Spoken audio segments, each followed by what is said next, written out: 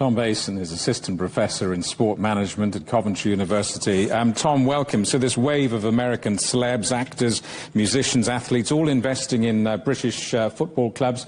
Why? What do you think is driving it? I think we need to think about the two different types of investors that you get. You get the likes of Ryan Reynolds and Rob McElhenney and Elton John, for example, who you mentioned, who are taking over clubs. And they're probably taking over the clubs to try and get some of those returns that you mentioned previously. They buy a club for relatively cheaply, and hopefully the club progresses up the league, and then they can potentially sell it on at a later date for much more. Some of the other investors that were just mentioned, the likes of Michael B. Jordan, JJ Watt, they're typically minority shareholders. They typically own a couple of percent, and their role is really to be the front person, to try and enhance the club's marketing and global appeal, to try and add a degree of legitimacy to the project. We saw this in the last month or so with Tom Brady's TV show, Brady and the Blues. Tom Brady only owns a couple of percent of Birmingham City, but the series was very much about his role at the club. Well, you're shocking us. Are you really suggesting that this isn't about a genuine passion for the sport? It's really about strategic business? I think it's probably a bit of both. I suspect it's more the latter, but it probably depends on the individual. I can't imagine that Stormzy invested in a non-league football club hoping to become rich on it. I think the nice thing for the minority investing of the celebrity owners is that it limits their risk. Football clubs make a loss on a day-to-day basis, and it's going to be the responsibility of the owners to fund this. That's not going to be someone who owns 1%, 2% of a football club. Those losses are going to be funded by the person who owns 60, 70% of the football club.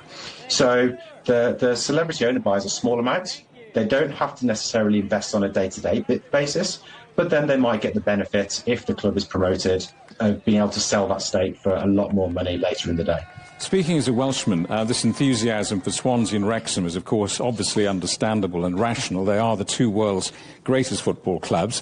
How does the investment of American investors affect the identity and the traditions of British clubs? I think from what I can tell, the way that McElhenney and Reynolds have gone into Wrexham, they've really tried to embrace the local community. They haven't tried to necessarily make Wrexham into a US-style sports organisation. They've really tried to embrace the tradition at the club.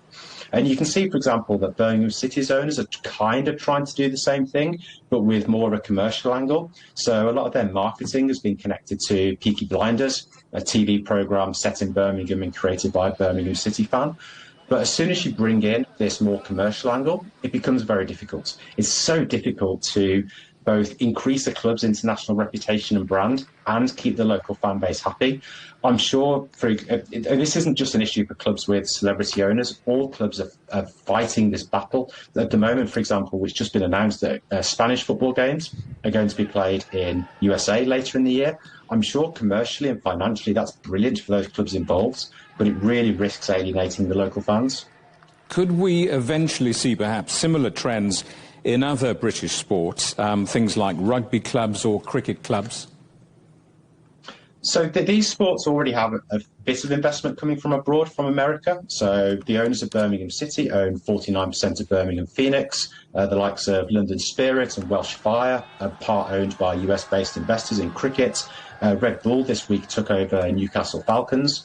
But these are from investment firms rather than celebrity owners. And I think it's more difficult in rugby and cricket. Rugby and cricket has a lot less money, particularly at the top end. And one of the key reasons to get these celebrity owners involved is to bring a global audience to the club. This works well for football, where football already has an interest all over the world. If you get Ryan Reynolds and Rob McElhenney, they're going to be in front of viewers all over the world. That isn't quite the same for sports like cricket and rugby, where the potential audience and commercial opportunities are really limited to a handful of countries. Tom, good to see you. Thank you for that. Tom Bason, Assistant Professor in Sport Management at Coventry University.